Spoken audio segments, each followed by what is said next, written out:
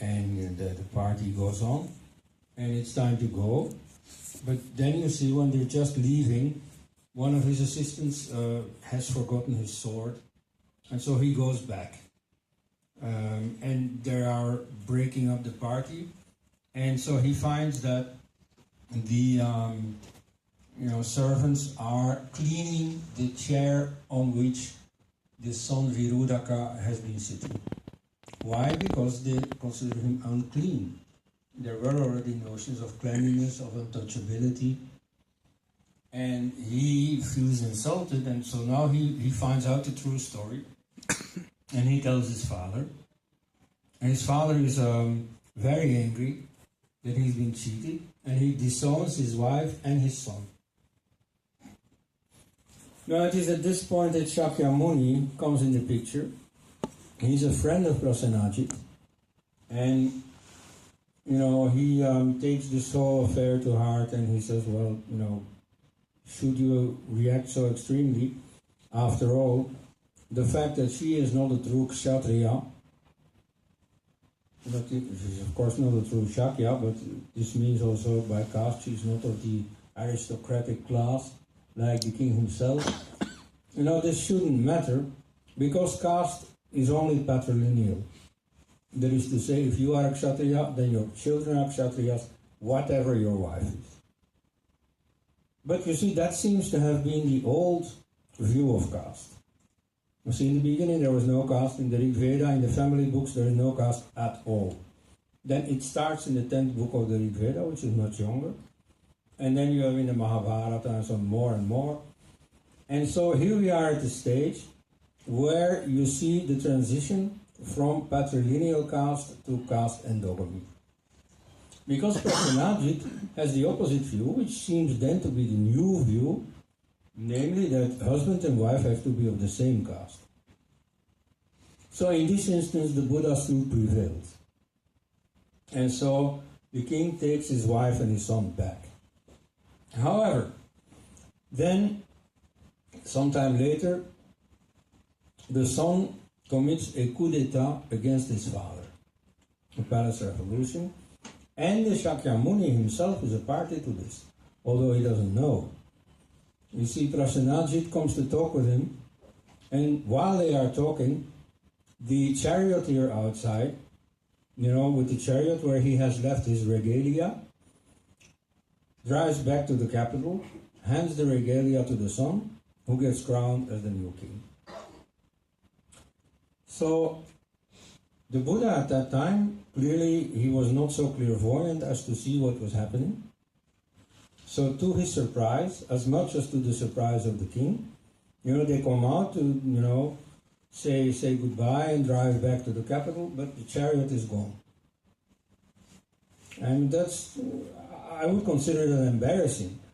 If you think that the Buddha was really the wisest man in history, then maybe he should have known that. At any rate, he didn't. Then you see, Virudaka, as the head of state, finds himself in control of the army. And now he can take his revenge on the Shakyas. And so he marches to Shakya country. On the way sits the Buddha, underneath a tree without leaves. And Virudaka says, why don't you go sit under a proper tree where you have shade? He says, well, this tree is like my own tribe. You see, it's about to die. And at first Virudaka turns back. But then later on the anger swells again. And this time he invades the Shakya country and he kills the Shakyas. At that time Shakyamuni is holding a sermon. He is not calling on anyone, not his own monks, not anyone else, to prevent this massacre. No, he says, he explains, you see, this is due to karma. You see, in a past life, the soldiers who are now killing the Shakyas, they were fish. And it was the dry season, much of the riverbed was dry, and many fish had been caught on that dry bed. And they were asking the villagers, please throw me in that little rivulet that remains. But they refused. And in fact, one of the villagers he took a stick and he hit a fish on the head. And that was the Buddha. And the Buddha explains, well, you see, because I am the Buddha, I am not being slaughtered. You know, for me, karma is not so serious anymore. But because I hit that fish on the head, I now have a headache. So karma still works. And as for the others, you know, the fish, that's the soldiers, and the villagers who effectively killed the fish, they are the Shakyas. And so now the Shakyas are being paid back. So in a way, you see, he justifies what is happening. The crime, the slaughter that is happening. And so that is the classical argument by Christians and so on against karma, that it justifies a lot of injustice, such as untouchability. Now it's not finished yet, because what happens next is that the army, after having done their job, they go back home and they camp just next to the riverside. However, it is the end of the dry season and the rains start and the river overflows and all the soldiers get drowned. So, this way, they come into the water that they had been begging for in their past life as fish. So this way the circle is round.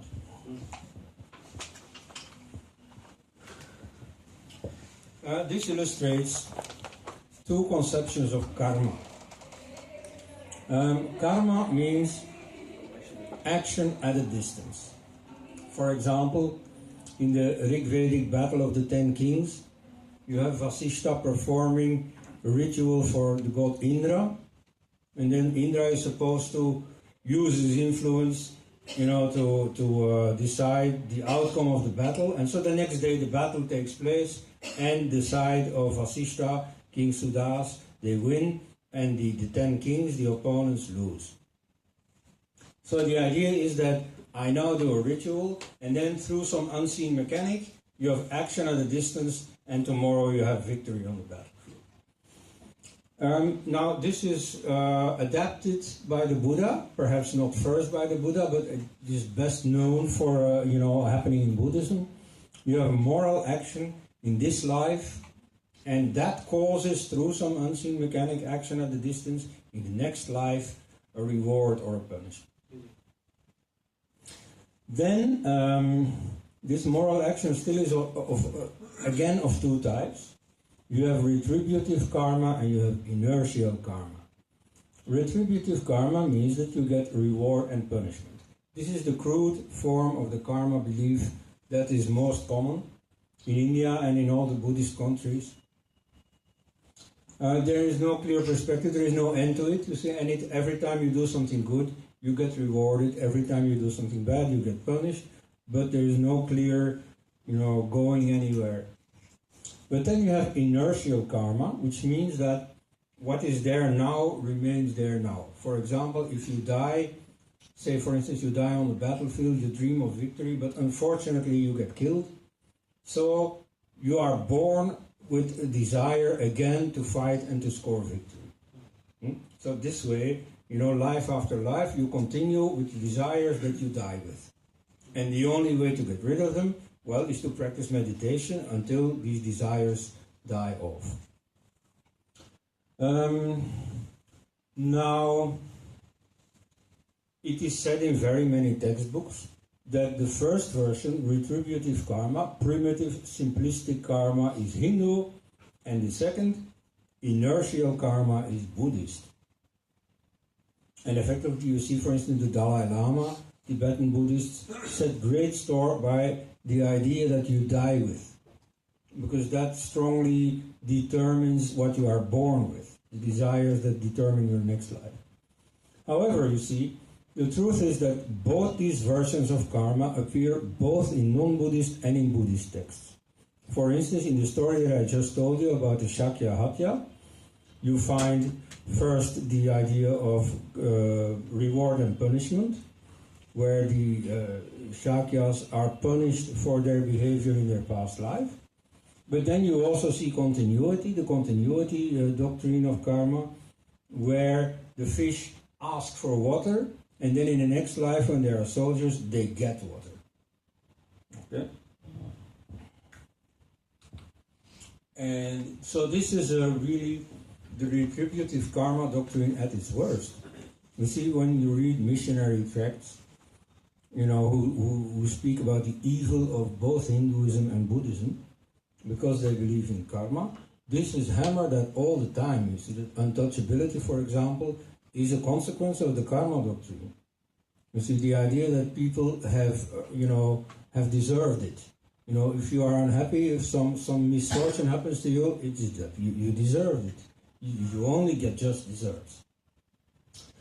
So again, mostly this is decried as Hindu, and Buddhism is credited with some subtler doctrine.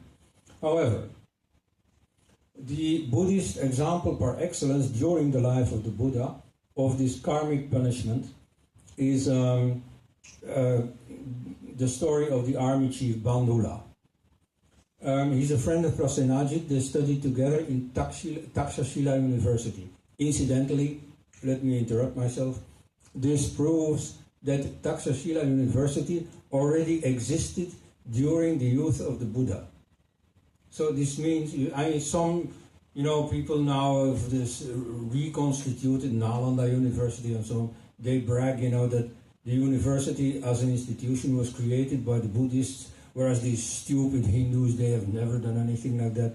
Well, on the contrary, you see, the Buddhists found the institution of the university ready-made and they borrowed it. This is another Hindu invention. But okay, so Bandula had studied there, okay, then he rose in the ranks, he became an army general. And his two sons also became lieutenants in the army. However, some personal enemy of Bandula accuses him in the court of treason. And so the king believes this story, and Bandula gets sentenced together with his two sons to death. They are executed, and after that, his widow is talking with her daughters-in-law, who are also widows. And so she explains, well, our husbands, we know that they are innocent. We know that they have not committed treason, that for which they were executed. However, in a past life, they must have committed treason. And then they got away with it. But now they are getting their punishment. So this is exactly the same story of, you see an untouchable or you see a handicapped person. Well, yeah, he didn't do anything wrong, but in his past life he must have done something wrong.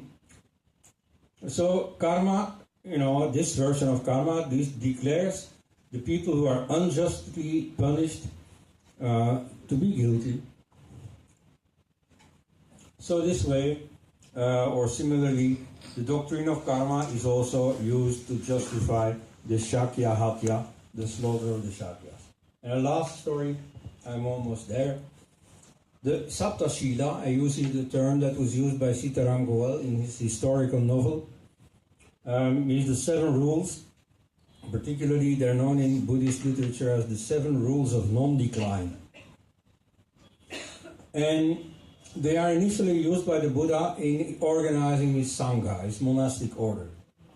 And I have no time to go into all of them, but 3 of them, tell the story. The most important one, the one that decides whether an institution is going to last or not, is that decisions are made in consensus. So there is an assembly. You see, this was the reapplication to his monastic order of the political system that the Buddha knew since childhood, namely the republican system. You see, it was not a modern democracy, it was also limited to Kshatriya class, but at least they had an assembly where they discussed together, where they tried to reach a consensus. All the others could sit in on the assembly, but they could not take part in the decision making. So that system, the Buddha clearly was in favor of it because he reapplies it in organizing his monastic order. Then he says also, this is not so much applicable to his monastic order, but later he reapplies this principle to organizing the Vrji Republic. You see, they come to the Buddha and they say, how is it that we can organize our state so that it does not decline, that it lasts forever? And so he gives the same principles that he has used in his monastic order. He uses them, he advises at least to use them to this republic. Now, one of the principles is to respect women of good family. It's like written like that. To respect women of good, to not molest women of good family. So what happens to the lower women, to the cleaning ladies and so on? Well, you can't wish for everything, but at least women of good family, they should be respected. This is again, a small sign typical of the elitism of the Buddha. Then another principle is that religious customs and religious figures should be respected. And here you see that the Buddha is not at all a revolutionary as he is made out to be. He is a typical conservative of the same old as Confucius in China, for example. So he thinks that the existing religious rituals have to be perpetuated. And the existing rituals, incidentally, were to a large extent Vedic.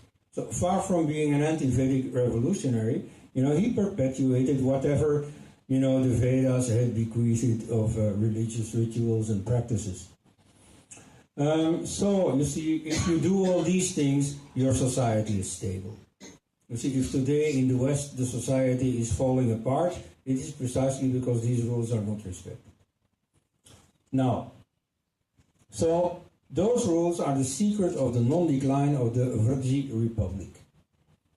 Now, the expansive Magadha kingdom, which was becoming very powerful because it had the iron mines, and iron was a very important product in those days. So the state of Magadha becomes ever more powerful, and so they have the ambition of, swallowing the neighboring states. So they have their eye on the Virgin Republic. But they find that the Virgin Republic is damn strong. And so the Prime Minister of Varshakara wants to know why. Now he goes to the Buddha. Why? The Buddha at that point is, I think, 78 years old. Has been out of politics for more than 40 years. Yet, throughout his life, till the end, he was consulted by the neighboring kings and state leaders on political matters. You see, he remained a politician throughout, a top politician. And so, Varshakara openly says what he is aiming at. He says to the Buddha, well, you see, I would like to capture the Virgin Republic, and therefore I want to know what their secret is, because I want to uproot that secret so that they become weak, and then we can take them. And even though he knows this, the Buddha doesn't say, oh, wait a minute, you can't do this. No, you see, the Buddha, even though he is in favor of the republican form of state, is openly colluding with Varshakara's attempt to undermine this republic and to annex it to the kingdom of Magadha. And so Shakyamuni tells the seven rules, and then Varshakara says, well, now I need to know, now I know what I needed to know. And then he goes away. It's all very open. And then there is a little ruse, namely that in the Council of Ministers in Magadha, they make a big scene, and they make sure it is very much publicized. All the newspapers of those days carried news on the front page that there has been a big quarrel in the Council of Ministers, and all the others wanted to attack the Virgin Republic, but they were stopped by the very strong opposition of Varshakara. So he plays like he is the best friend of the Virgin Republic. Then he is sacked. And so now he's without a job. And the Virgin people here, this top politician, he is free. And he's such a friend of the Virgin Republic, maybe we